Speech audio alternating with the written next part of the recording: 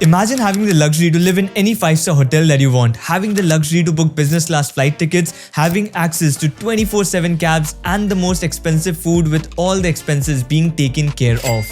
This is the consulting life, especially at top firms like MBBs after Tier 1 MBA colleges, yet more than 70% of the people leave this job within the first 2 years. So what exactly are they hiding?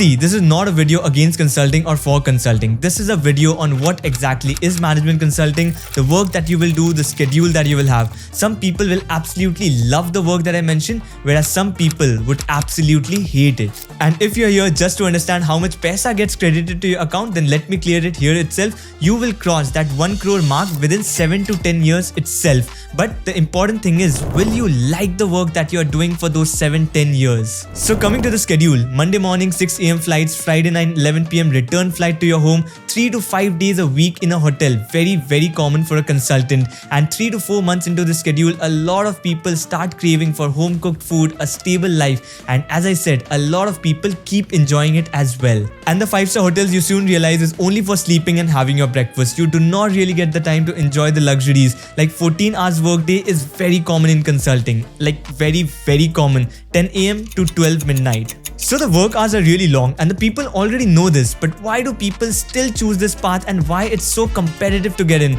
Because apart from money, there is also learning in this job.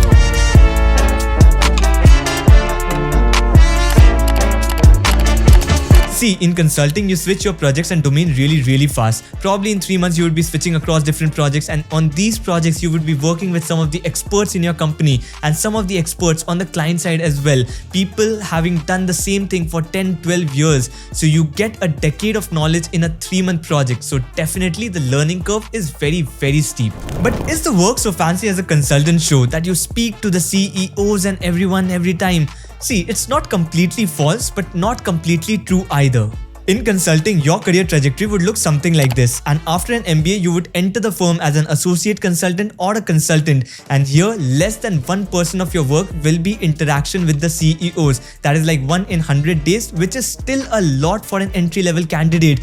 A significant portion of your work is definitely client management and client interaction, but most of that would happen with a mid-management level of the client, people who you are working with on a day-to-day basis. But the major part of the work is something they don't show on social media, especially in the initial stages. A lot of grunt work goes into that, doing a lot of Google, reading a lot of research reports, finding data, making those PPTs, aligning boxes on the slide, fixing the fonts on the slide, requesting data from the clients, making those meeting notes during the meeting, sending them over emails, doing a lot of number crunching. Sometimes the work would even be such that you would question whether you needed an MBA degree for doing this. So when someone gets a project where there's a lot of grunt work and this kind of work exceeds a certain threshold, naturally they decide to leave the firm. They do not enjoy it. Someone leaves it because of the work-life balance as well. But the good part is that as you move up in the firm, the ratio of client interaction versus the grunt work obviously keeps on changing.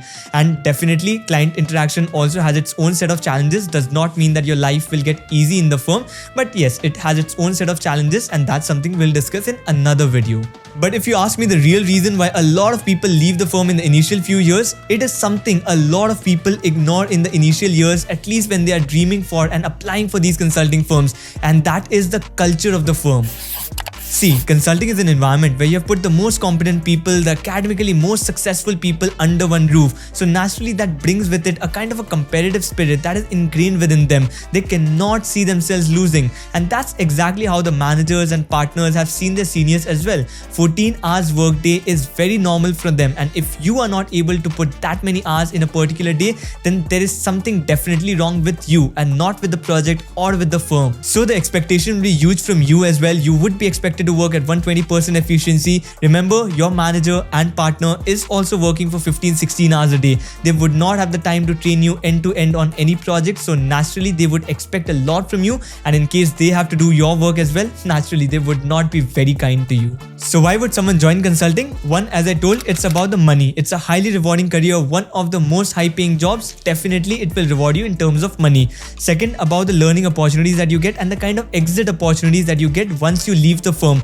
Suppose you have the consulting tag or the MBB tag on your CV, a lot of companies will be open to hire you. So a lot of people who leave the job in the first 2 years are very sure that they will find a very well high paying job even if they leave the firm. It does not mean that they will match the consulting salary, but definitely they will find something close to that. And last, you would get to travel a lot and also enjoy the luxuries. Personally, I did not like this perk because I do not like to travel a lot. But if you are someone who likes to travel, probably you will enjoy consulting at least in the initial few years. And why would someone not like consulting? Work-life balance and culture. Work-life balance not only in terms of the number of hours that you have to give, but also because by working on client projects, you are constantly under stress. And also if you're living with a family, then definitely it becomes very difficult to have a stable life because you're always traveling. And in terms of culture, remember the expectation will be very high from you. A lot of people start taking it personally when they're not able to meet the expectation. Remember, if you're not good at consulting, doesn't mean that your career will end there. There are a lot of good opportunities to pursue even after that. So this was about the consulting life, and if you have happened to stay till the end, I hope you will hit that subscribe button. That's it from my side, and see you in the next video.